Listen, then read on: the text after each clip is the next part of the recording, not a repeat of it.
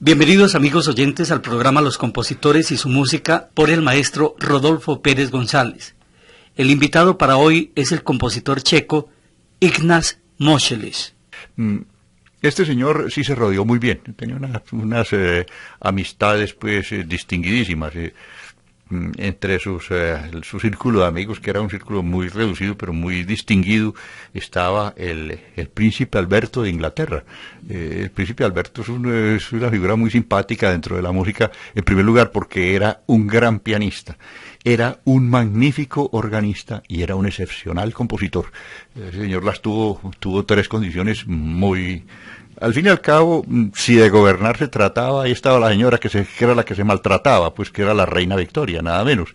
Y el príncipe Alberto se dedicaba a actividades mucho más agradables, más amables que la de gobernar. Él, en su recuerdo, por lo menos en su honor, se edificó aquel gigantesco, el Albert Hall de Londres, que es un teatro que tiene, entre otras cosas, un órgano gigantesco y magnífico. Y que durante mucho tiempo se utilizó pues casi que como un lugar de concentración, más bien como una plaza techada, porque la capacidad de sus 11.000 espectadores pues no es como la proporción para un teatro normal. Sin embargo, en la actualidad se dan muchos conciertos. Claro, ya en este momento todos esos problemas acústicos que tenía el Albert Hall pues ya han sido resueltos todos. Si se necesita una sutil amplificación se hace y eso nadie lo percibe. De todas maneras, en su honor, pues en honor del príncipe Alberto se construyó este teatro. Se conservan obras importantes de él. Fue discípulo de Mendelssohn y el haber sido discípulo de Mendelssohn pues casi que garantiza que era un buen músico, porque Mendelssohn, así fuera una de esas cabezas coronadas, no gastaba un minuto de su tiempo en una persona que no tuviera mucho talento.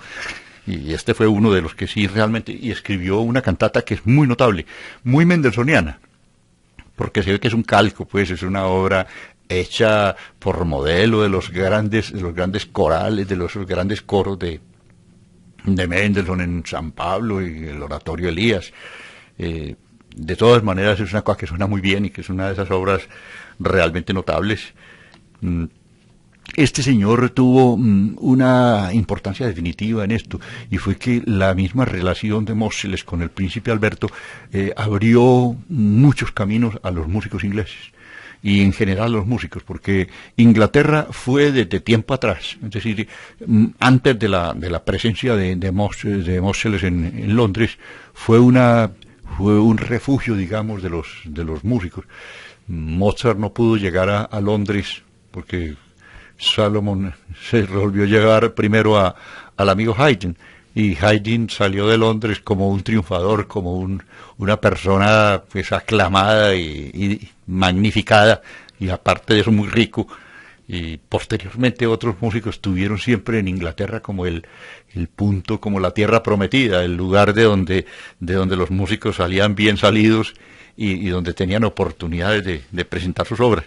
Este fue el caso, creo que en gran parte fue mérito de esta relación, que hace que el músico sea mirado de una manera distinta en Inglaterra al resto de Europa. Hay que ver que pues los trabajos que pasó el maestro Beethoven, Mozart y todos ellos alrededor y al pie de la alta aristocracia vienesa, pues son muy sintomáticos de que esta era una actividad pues de gente que estaba un poquito abajo, que se podía mirar desde el trono, se podía mirar por encima y por encima del hombro. En el caso de Inglaterra, Moscheles fue un tipo tenido en primera línea siempre, como el caso de Haydn, que a Haydn lo que más lo admiró en Inglaterra fue precisamente que el duque de Windsor le pasaba las hojas mientras él tocaba. Y, ¿qué es esto, por Dios? Eso era una cosa que para él era emocionantísima, y encontrar que los grandes los personajes de la aristocracia o de la realeza inglesa tocaban el violonchelo, el violino, el piano con la absoluta naturalidad y respeto. Dijo, cuando Felix Mendelssohn cae en las garras de este magnífico educador, digo cae en las garras porque en realidad los dos quedaron felices, porque Felix Mendelssohn, porque por fin encontraba, digamos, un pianista de alto bordo. y Moscheles, porque un alumno... Un alumno genio. Sí, un alumno genio, es una cosa muy comprometedora, ciertamente. Era Mendelssohn, un muchacho de 15 años, escribe en una autobiografía que a la hora de la verdad es una de esos documentos riquísimo, porque informa sobre muchos temas que de otra manera no hubiera conocido la historia. Y pues todas estas, digamos, sutilezas y cositas pequeñas, es decir, si hubieran perdido, si no hubiera sido por esas memorias famosas de Ignaz Moscheles. Me dice por allá en una frase, dice, ¿qué son todos los prodigios comparados con él? Refiriéndose a Mendelssohn. Niños dotados, pero nada más. Ahí había una cosa, en realidad, Mendelssohn tenía una cosa electrizante. Dice que todos comentaban que Mendelssohn tenía la capacidad de emocionar. El mismo Goethe, que no era una persona propiamente musical, si se puede decir, no era un melómano, ni se puede pensar que lo fuera. Decía que en la temporada en que Mendelssohn estuvo en Weimar en casa de Goethe, pues Goethe le recordaba, a este le daba como cierto recelo tocar allá el piano con mucha frecuencia, porque Goethe en eso era muy escrupuloso. Goethe no resistía a la música muy fuerte. Tenía que ser la música muy suave, muy pasito, muy discreta.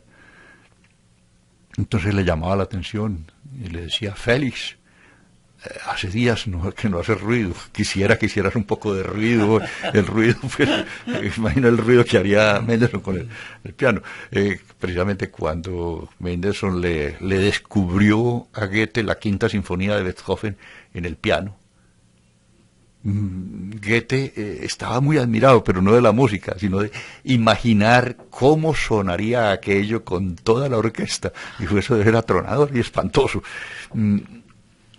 Lo cierto es que Moscheles vigiló y siguió todo ese desarrollo maravilloso de lo que fue ese despertar del talento de Mendelssohn. Ellos empezaron a hacer música a dos pianos. Y eso era, pues, una cosa que era un tanto novedosa en Londres. En 1829 tocaron el concierto para dos pianos de Mendelssohn en Londres. El concierto para dos pianos lo había escrito ya Mendelssohn a los 14 años. Eso ya es una de esas cosas excepcionales dentro del repertorio.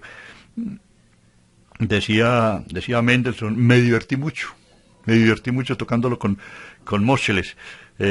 El uno iniciaba una frase y el otro la contestaba, entonces resolvieron hacer en la parte de la última variación que se hace generalmente hacia el final de los movimientos rápidos, bueno, también a veces en el movimiento lento, en los movimientos antes de la cadencia final hay una cosa que llaman la fermata, o que también se le da el nombre de cadencia, que era en su tiempo una improvisación que hacía el solista, y que finalmente era rematado por el tutti de la orquesta para cerrar. Ellos se divirtieron mucho haciendo precisamente una improvisación. Eso cuando son dos pianos no se hace. Es decir, es muy peligroso hacer una improvisación a dos pianos porque uno no sabe qué va a hacer el otro. Y simplemente iniciaba una frase y el otro se la imitaba. Y un par de genios ahí haciendo las cosas más maravillosas. Y dice que la cadencia fue, en el segundo movimiento fue casi tan larga como el movimiento mismo. Pero de todas maneras fue un espectáculo irrepetible. Ahí es de los momentos de la historia musical donde se añorará siempre haber tenido una grabadora.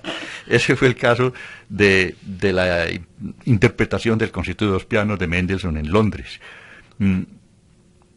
Se dice que fue Moscheles casi el precursor de dos grandes pianistas, dos grandes músicos de la época romántica, que fueron Clara Schumann y Hans von Bülow, que fue un virtuoso de esos, despampanante. Hans von Bülow fue, pues por un tiempo fue el apóstol y abanderado de Richard Wagner, y finalmente acabó casi que trasteado a otro lado, ¿no? Al lado de los brahmsianos. De todas maneras, el maestro Hans von Bülow fue hechura del maestro Moscheles.